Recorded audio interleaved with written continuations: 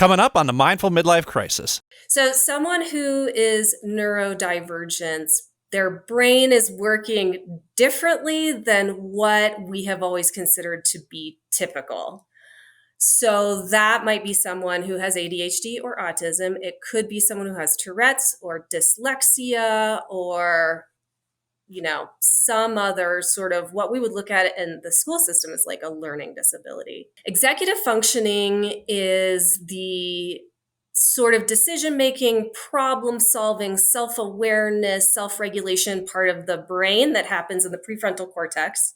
Anyone who's struggling with executive functioning might have things like they've always been a procrastinator, they have trouble with deadlines, they are unorganized, time management, also emotional regulation, thinking flexibly and being able to shift their brain between topics quickly, managing schedules and goals and those kinds of things. Those are all part of that self-regulation, self-motivation, self-awareness, self-evaluation that is executive functioning.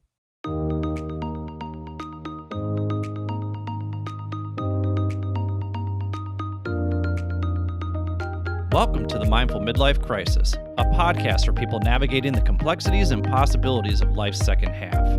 I'm your host, Billy Lahr, an educator, personal trainer, meditation teacher, and overthinker who talks to experts who specialize in social and emotional learning, mindfulness, physical and emotional wellness, cultural awareness, finances, communication, relationships, dating, and parenting, all in an effort to help us better reflect, learn, and grow so we can live a more purpose-filled life. Take a deep breath, embrace the present, and journey with me through the Mindful Midlife Crisis.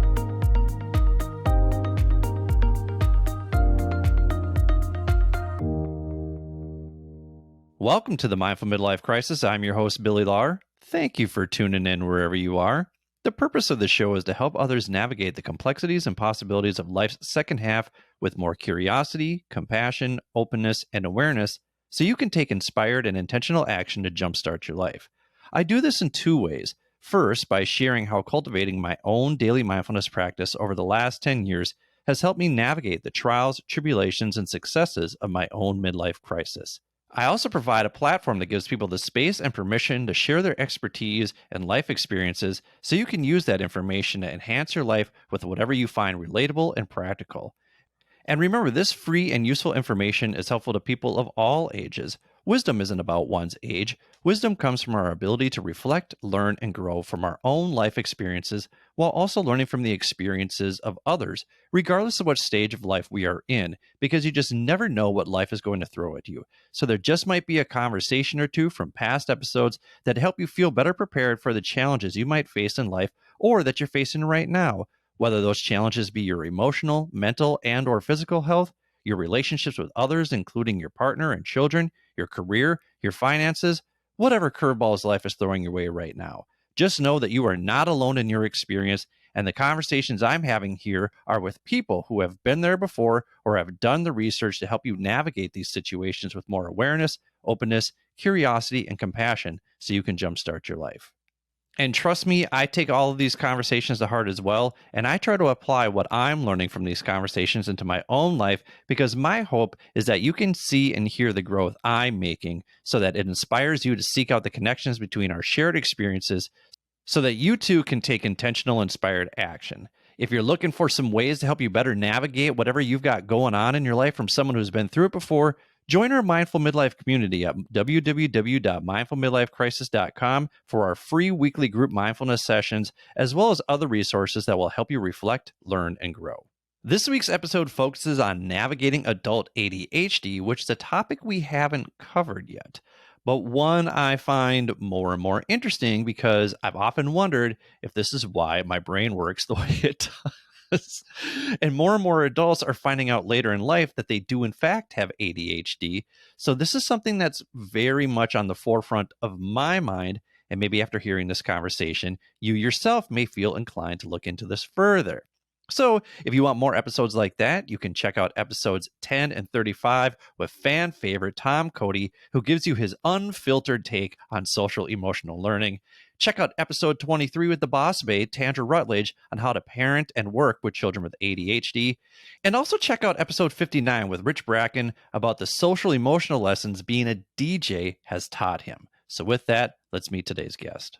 My guest today is Genie Love. Genie holds a master's degree in educational leadership, as well as degrees in physical therapy and teaching. She was a special education teacher for 20 years, specializing in working with students who have ADHD and or autism.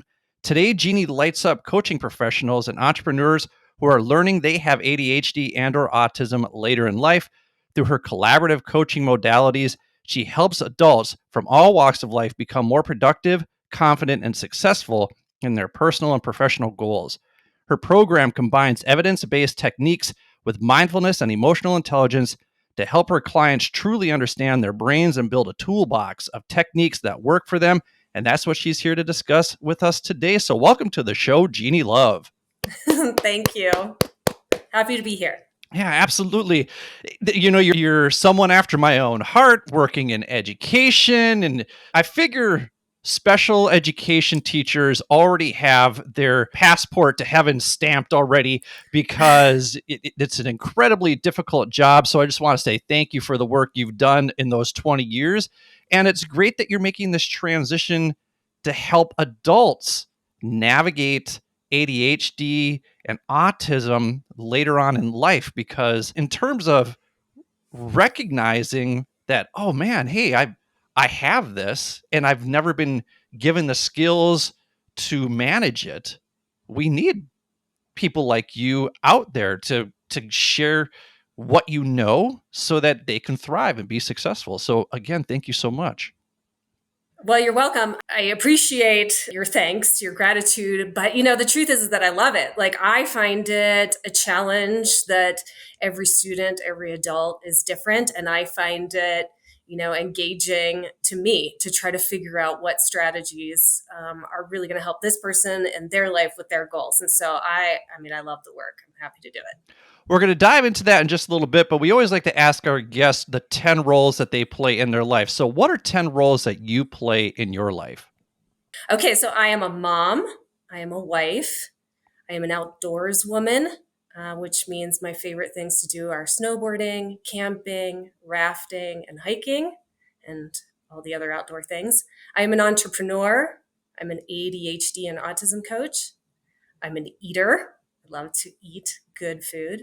I'm a traveler, a learner, an adventurer, and a digital minimalist. So what do you mean by digital minimalist? I like that because especially when we're talking about ADHD and we're talking about attention deficit, being a digital minimalist is very important. And it's something that I struggle with on an everyday basis. So what do you mean by being a digital minimalist? I have never really loved Facebook or Instagram or all of that. And I also, YouTube videos, I don't get sucked into YouTube videos. And I just don't love going down the rabbit hole. For whatever reason, I don't like the way that feels. And I don't like the pressure that it puts on me to constantly be engaged and involved all the time. I don't want to like everything. I don't want to comment on everything. It just is pulling my already scattered brain in too many directions. And I feel this pressure to participate. And then I've recently discovered that there's sort of a wave of people calling themselves digital minimalists and are pulling back from the pressure to be involved in social media in that way. So I've decided to just embrace that and also erased it from my phone so that I can't, just sort of instinctively grab it whenever I have a moment of downtime or whatever. And so I just have decided to let that go, and I don't have to, which is very liberating. That's something that I've wanted to do. I actually, I think when I was happiest is when I deleted the Facebook app from my phone. But there's a pressure that I feel to market myself and market the podcast on social media. And so there's just like this tug of war of I want to get rid of this, but I also feel like I need to market.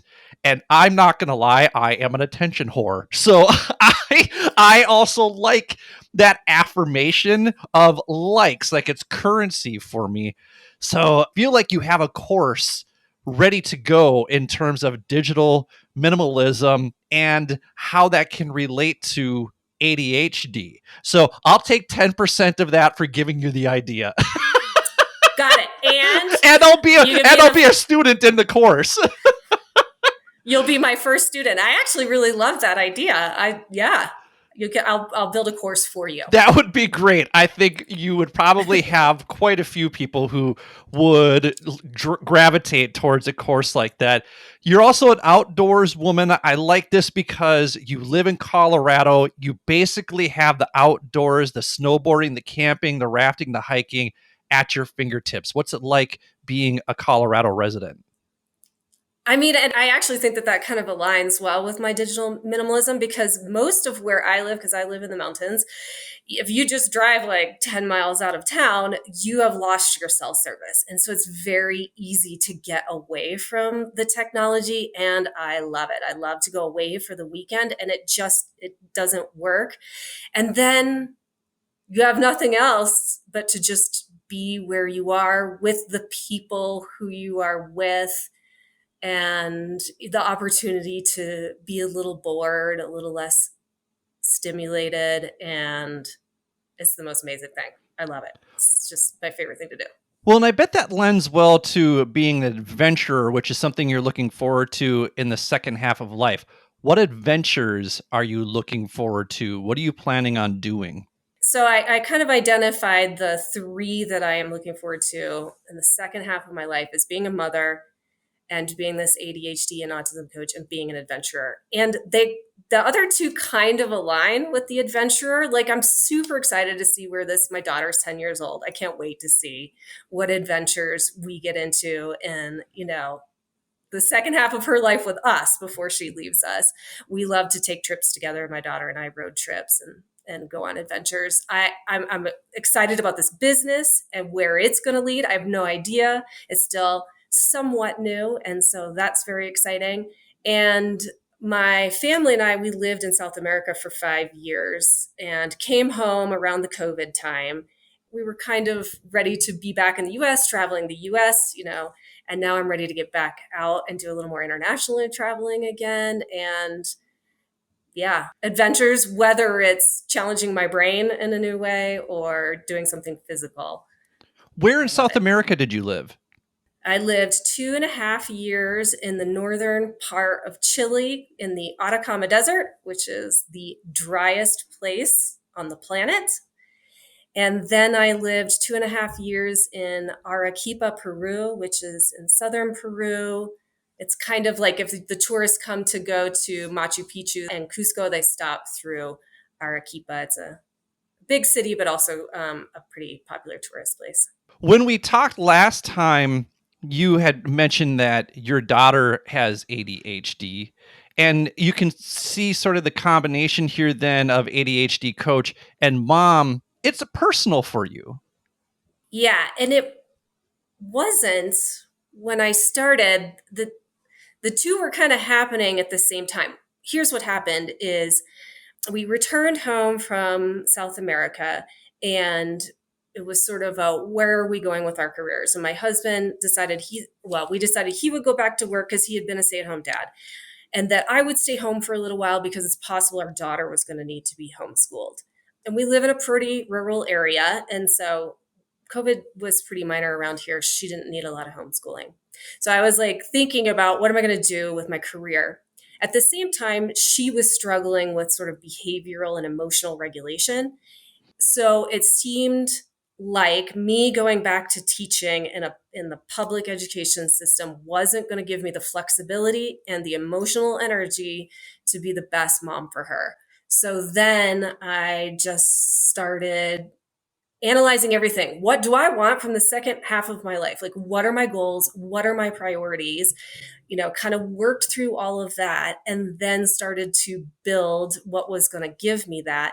And I was researching all the time. What roles am I qualified for or what inspires me and motivates me? And that's when I discovered this growing number of adults who are identifying as having ADHD and or autism And I thought, well, this is something that I know and I've been doing for a really long time. I wonder how that would translate.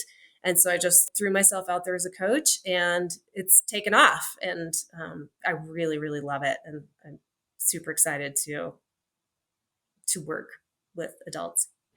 Well, that's what we're going to talk about here today. So, we're going to take a quick break. And when we come back, we're going to talk to Genie about the work that she's doing with adults who are identifying as ADHD and autistic. Thank you for listening to the Mindful Midlife Crisis. Thank you for listening to the Mindful Midlife Crisis. If you're enjoying what you've heard so far, please do me a favor and hit the subscribe button.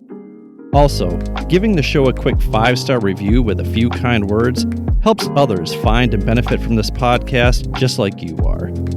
Finally, please spread the wealth of free knowledge and advice in this episode by sharing it with the people in your life who may find this information and my mission to help others live a more purpose-filled life valuable. My hope is that these conversations resonate with others and inspire people to live their best lives. Thanks again. And now, back to the show.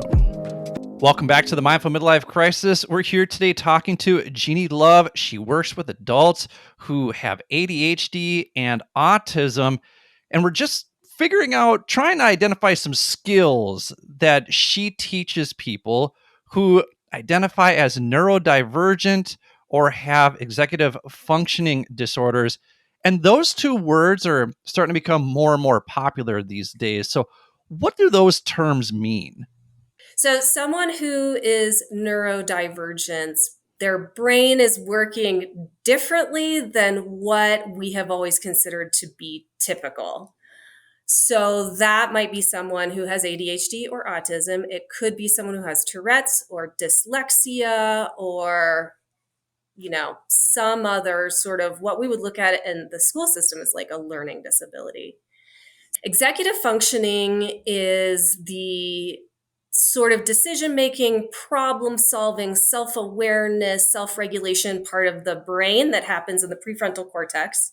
Anyone who's struggling with executive functioning might have things like they've always been a procrastinator, they have trouble with deadlines, they are unorganized, time management, also emotional regulation, thinking flexibly and being able to shift their brain between topics quickly, managing schedules and goals and those kinds of things. Those are all part of that self-regulation, self-motivation, self-awareness, self-evaluation that is executive functioning. As I was doing some research on this, particularly the symptoms of adult ADHD, I was going through some of the symptoms and I'm like, yep, that's me. Yep, check, check, check, check.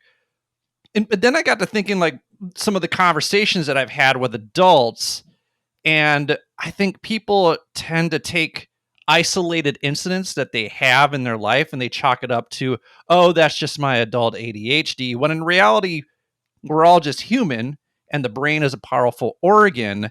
So when people look at these symptoms, what questions should they ask themselves when it comes to better understanding the extent these situations are having on their daily lives and how they're impacting them?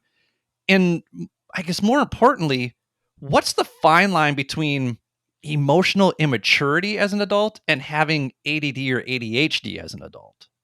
So I would say, as you look at these symptoms, and if you're curious, I would absolutely consult a physician and they can direct you for an official evaluation. If you want to start to think about how you relate to this, you might think about, has this always been something that's gotten in your way? And so, I mean, my clients can relate this all the way back to struggling at school, whether it's social relationships or just meeting the expectations that all kids are expected to meet in school. And if you've always felt like you just never had it together, then you would know that this is kind of something that you've carried with you, as opposed to having life, families who need whatever they need, jobs that are asking for whatever they're asking. We have financial issues, or all those things are going to lead anyone to be a little scatterbrained at times. And so I think it's like looking a little more deeply about how it may have been affecting you your whole life. And My clients carry a little bit of baggage about all of that because they've never had it together and they don't feel very good about themselves and they've struggled in their work as well. And so I think and I see with my clients a sense of like, aha, I have found me when they self identify and when they go, yes, check, check, check, check, check. Okay, I have found me. I understand me in my brain. So many of my clients come to me like with a self diagnosis as opposed to official diagnosis. And as we talk, it's like, yeah, all those things that you've been feeling is what I know from all the people that I've worked with who experience that.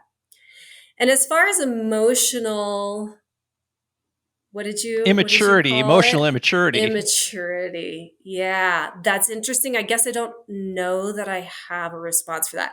I would say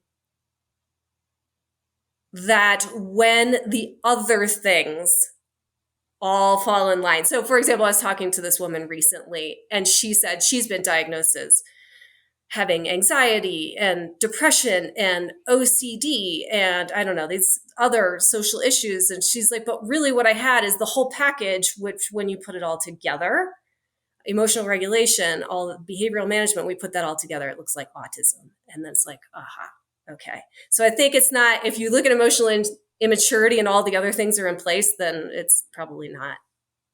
I would say probably not an executive functioning issue, but Okay. we'd have to dig in together. I mean, it's really an uncovering of all the pieces of life Oh, interesting. to Interesting. see.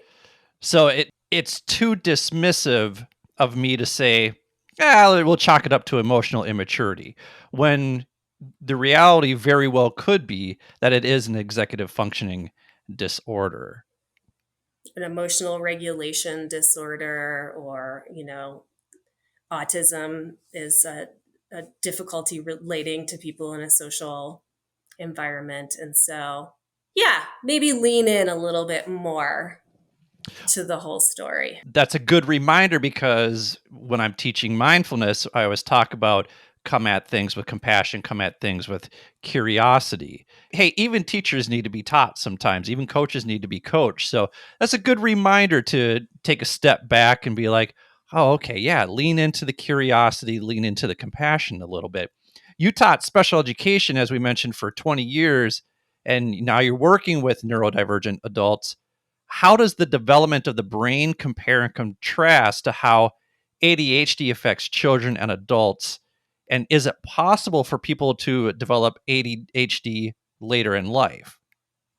So I don't know the answer about developing ADHD later in life. I think that it's a lifelong thing, as I kind of alluded to before. You would see it going all the way back to childhood. And, so the prefrontal cortex is the last part of your brain to develop, and that is the part of the brain that we're talking about. So with children, that can even be a little bit difficult because we're like, all kids are impulsive. All kids have emotional regulation problems. All kids, whatever. And you're developing this part of your brain into your 20s. So how it compares to the adult brain, which is fully developed, there's just still these same core issues that they're dealing with. This is how my daughter was diagnosed. My daughter was diagnosed because I have been working with kids who have ADHD for a long time. And it wasn't until I started taking adult clients who then started to tell me about the noise and the busyness and just the pulled in so many directions and the time blindness.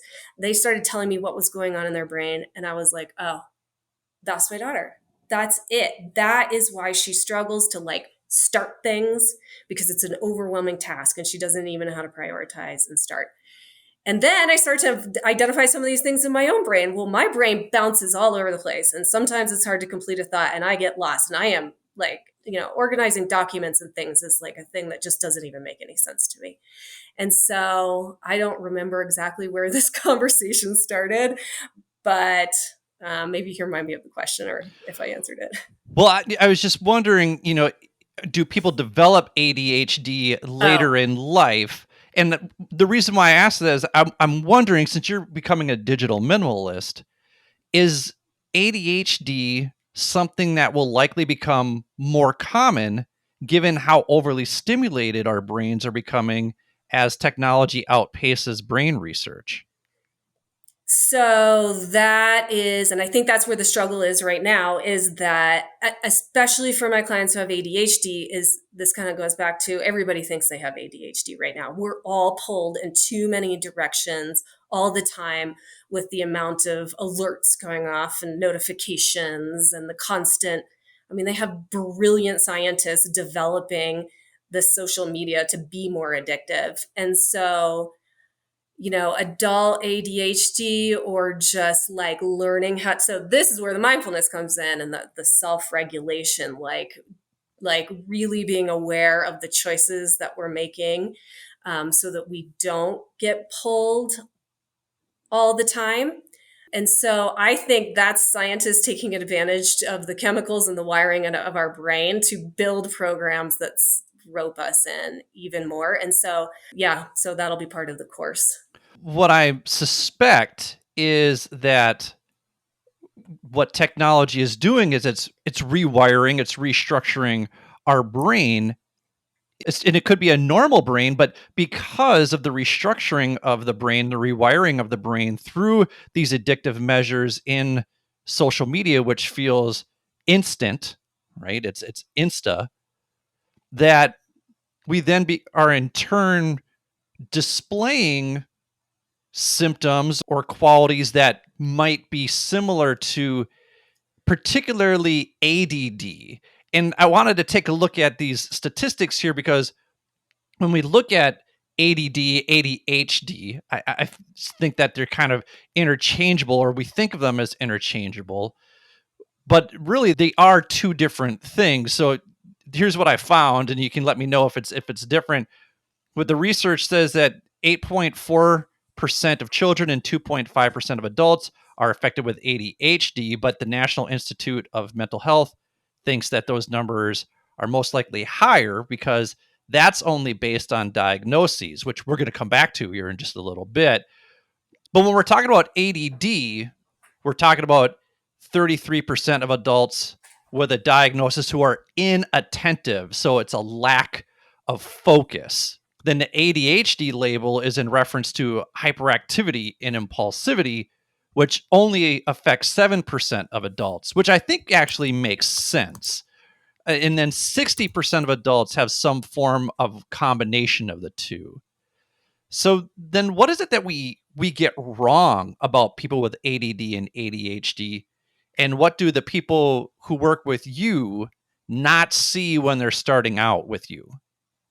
So there's still a lot of research going on about what is going on inside of the ADHD brain, the ADD brain. And one of the things that they have found is a decreased level of dopamine in the brain, which is the reward chemical.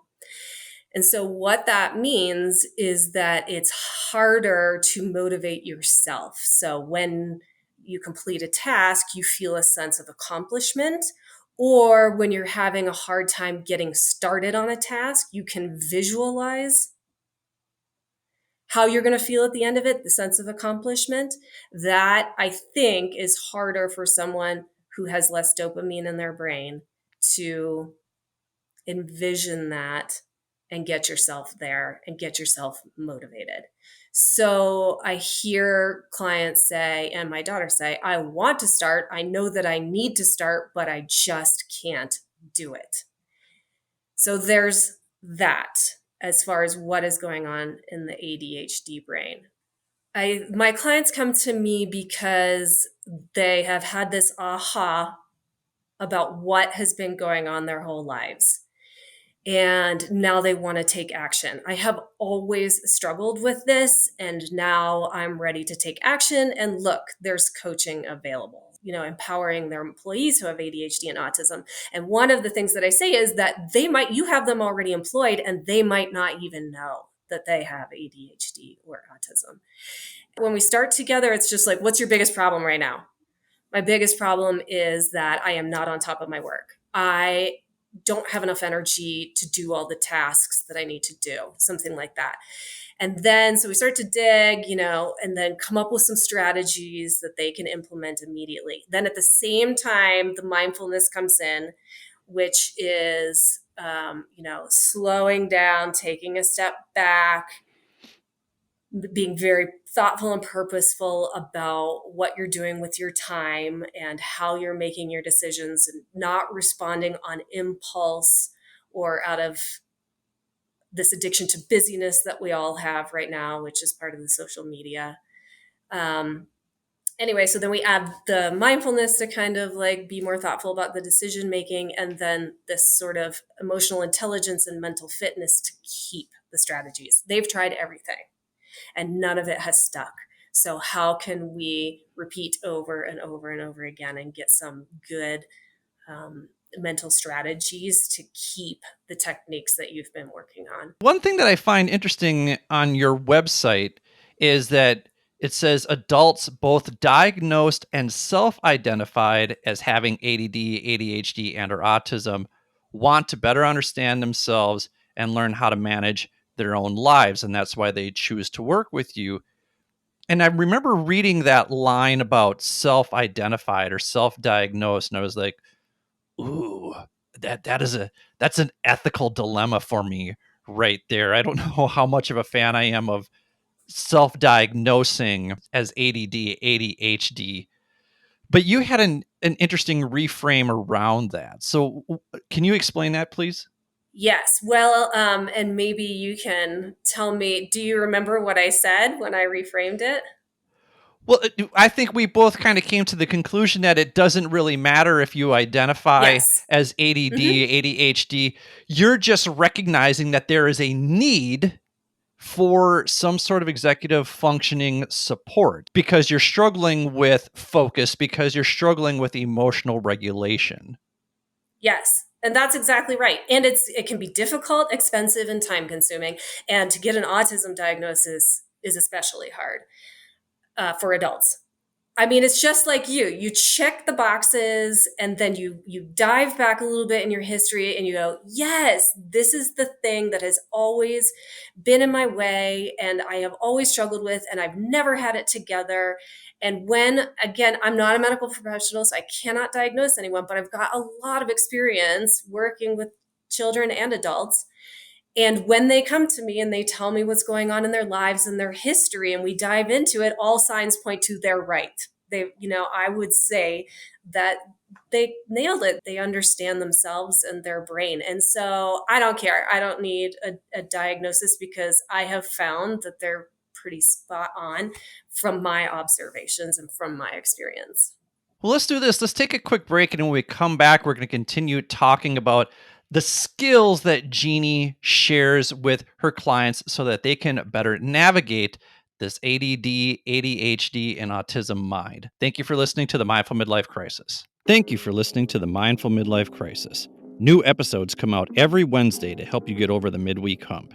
If you'd like to contact me, or if you have suggestions about what you'd like to hear on the show, visit www.mindfulmidlifecrisis.com and click Contact Us. While you're there, don't forget to sign up for the newsletter. You can also click on the show notes for links to the articles and resources we reference throughout the show.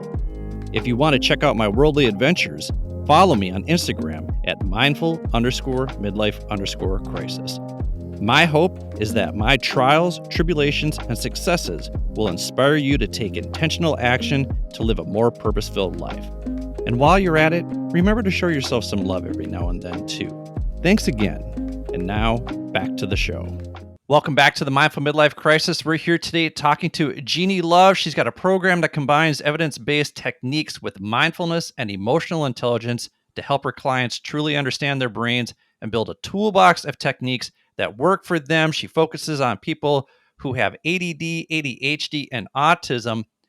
We haven't touched on autism much yet. So what are you seeing then when it comes to adult autism, and what role does stigma surrounding adult autism play in people getting the help they need? Because I imagine the first thing that comes to mind for people our age when we think of autism is the movie Rain Man. Yeah. But there's a growing number of sort of influential people who are starting to talk about it. Again, maybe self identify. And it's becoming easier to talk about in conversation. And so the stigma might be, I mean, there are maybe some assumptions about, they're all good at technology, or then there's the sort of maybe assumption that they maybe have a difficult time forming relationships, but that the stigma might be that they don't want relationships, and none of that is true. But what is really, especially someone with autism, they've been trying to fit into social expectations their entire lives. And in fact, when I was teaching 20 years ago, we were teaching them how to fit into society and those social expectations. What's really cool is that I think that we're kind of uncovering and letting go of that, and this idea of letting people be who they are.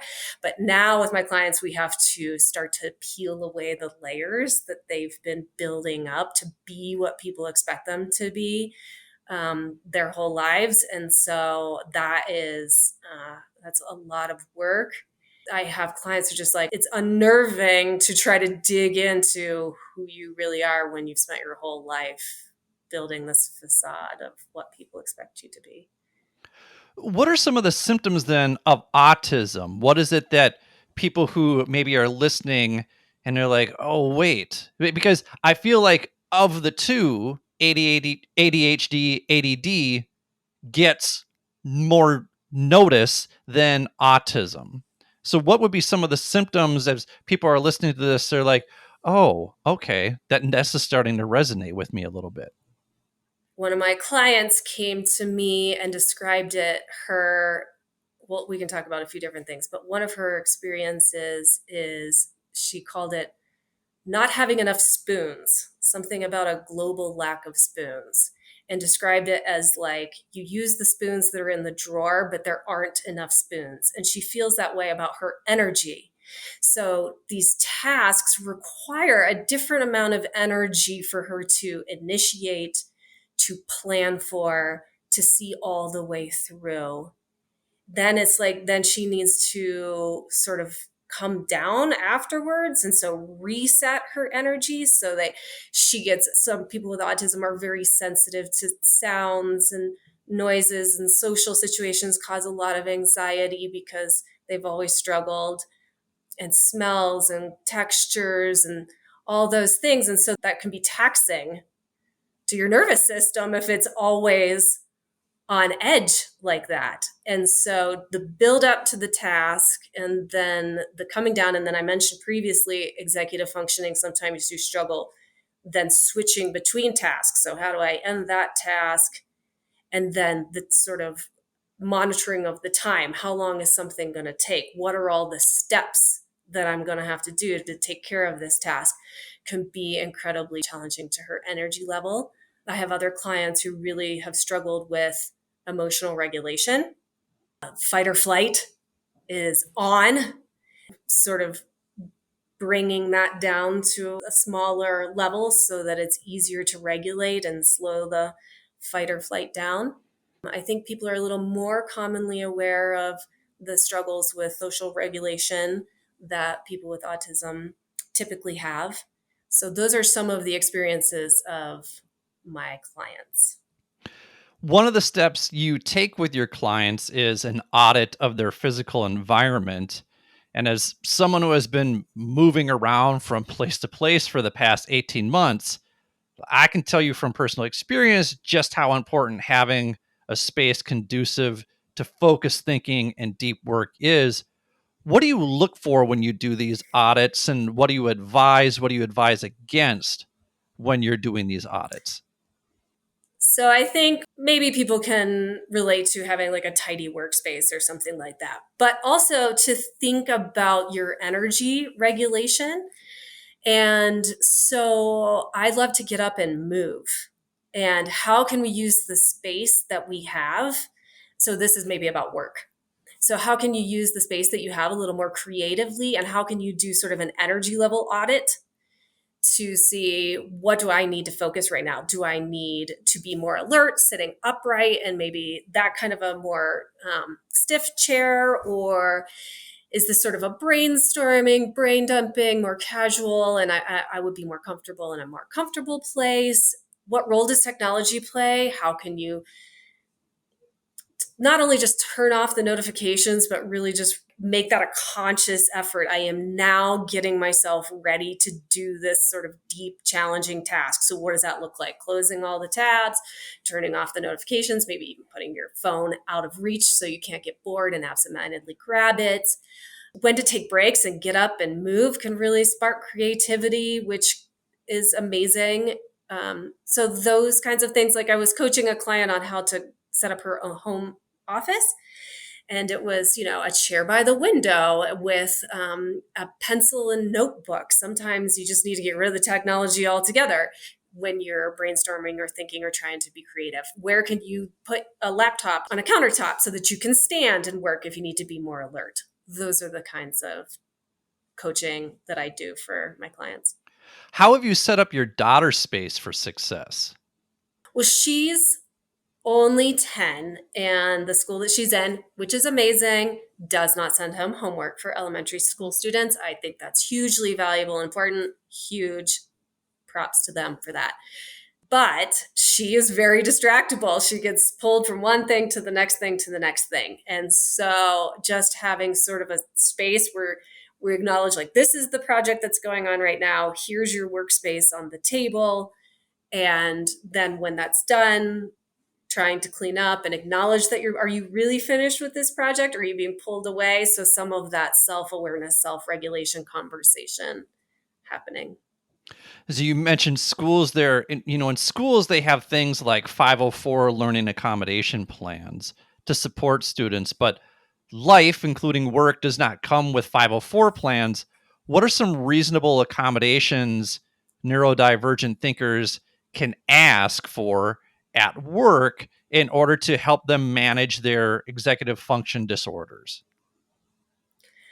If you feel comfortable, and this is where it gets challenging, but if you feel comfortable and you've got a good relationship with your manager or your other coworkers, if you can just kind of like start to dig into what are the things that you really struggle with. For me, it's like document management. So, can you please let me know ahead of time what is the purpose of this meeting so that I can make sure that I've got that I've dug in and found all the documents that I need for this. Breaking tasks into smaller pieces can be hard for me. So, having a friend that I trust to walk through those steps and make sure I haven't missed anything, and then getting it all into your calendar. Another thing might be that you might need a little extra time to think. So, in a meeting, they might ask for questions or responses or feedback, and someone else might need to walk away and let that kind of distill for a little while. So, you might ask if it's okay for you to be able to follow up with that in a day with your feedback. Sensitivity. So if you're sensitive to lights or sounds or smells, there are easy ways to maybe be able to have some easy adjustments for that, whether it's headphones or different lighting, a quiet space to take a break. I think it's common to take a break in the lunchroom or that sort of space. But maybe what you really need is a place to get away and just kind of slow down and let your thoughts settle for a while. I feel like that's something that you can ask for. Those are just off the top of my head, some ideas. I know you have a workshop coming up here soon. Unfortunately, this episode will air after the workshop, but you're talking about the workshop focuses on how people with ADD, ADHD, autism can use mindfulness in order to navigate some of these situations as well. What are you planning to cover in that course? So we'll cover sort of some of the symptoms isn't the right word, but sort of some of the emotions and that you carry with you. So we'll start to identify which ones resonate with you most. So what are these negative emotions you have feeling about yourself that you've been carrying for a while? So we'll start to identify those. Then we'll do a little mindfulness practice just to get some practice. After that, we'll have a few techniques. So we'll have a few techniques to manage your time and attention, a few tech strategies to manage your emotions, and a few for sending that sort of inner critic away. And then we'll practice a little bit more mindfulness. And then we'll just talk about how, okay, so let's pick some strategies that you want to focus on for the next 2 weeks. And you'll use mindfulness practice in order to make sure that you don't lose the momentum. And so how can you use that in preparation for using the strategies? How can you use it at the end of the day when to reflect back on whether or not you use the strategies? How can you use it when you start your day so that you don't give up and come back to it, over and over and over while you're building these new neural pathways in your brain, these new habits, these new emotions. It takes a lot of work because you've spent a lot of years in these other habits. So, that's kind of, and then we'll set some goals and see where everybody wants to take it. Well, Genie, thank you for doing all this amazing work with people with ADD, ADHD, and autism. I know that you are offering 5 of our listeners the opportunity to book clarity calls with you so that they can discuss their goals, uncover what's holding them back, and develop strategies they can implement immediately. We'll put that link in the show notes so that they can contact you. Thank you for offering that to our listeners, and thank you for sharing your wisdom with us today. Yeah, happy to. Thanks for having me. It was nice to talk to you. Hey, if you like this week's episode, be sure to look in the show notes for all of Genie's contact information, and don't forget to subscribe to the show wherever you get your podcasts so you never miss an episode. If you're an Apple listener, you can do that by clicking the plus sign in the upper right-hand corner, and if you're a Spotify listener, click the follow button and then click those 5 stars under the cover art to show the show some love. If you like what you hear and you're looking for more, but you don't know where to start, click on Fan Faves under the podcast tab at www.mindfulmidlifecrisis.com. While you're there, don't forget to sign up for the Mindful Midlife community so together we can reflect, learn, and grow. Finally, I know Genie and I would greatly appreciate it if you would share this episode with the people in your life who may also find value in Genie's expertise and life experiences. Remember, the purpose of this show is to help you navigate the complexities and possibilities of life's second half, and I hope this conversation provides some insight that will help you take inspired and intentional action so you can jumpstart your life. So for Genie, this is Billy. Thank you for listening to the Mindful Midlife Crisis. May you feel happy, healthy, and loved. Take care, friends. Thank you for taking the time to listen to the Mindful Midlife Crisis podcast. We hope you enjoyed this week's episode. If this episode resonates with you, please share it with your family and friends. We will do our best to put out new content every Wednesday to get you over the midweek hump. If you want episodes to be downloaded automatically to your phone each week, all you need to do is hit the check mark, subscribe, like, or follow button, depending on what podcast format you're using. While you're at it, feel free to leave our show a quick 5-star review with a few kind words so more people like you can easily find our show. If you're really enjoying the show and you want to help us out, feel free to make a donation to www.buymeacoffee.com/MMC podcast. That's www.buymeacoffee.com/MMC podcast. You can also access the link in our show notes. We use the money from these donations to pay whatever expenses we incur from producing the show, but ultimately, we record this show for you. So if you keep listening, we'll keep recording and releasing new episodes each week regardless. If you'd like to contact us, or if you have suggestions about what you'd like us to discuss on future episodes, feel free to email us at mindfulmidlifecrisis@gmail.com or follow us on Instagram at mindful_midlife_crisis. Be sure to check out the show notes for links to the articles and resources we reference throughout the show. Thanks again for listening. May you feel happy, healthy, and loved.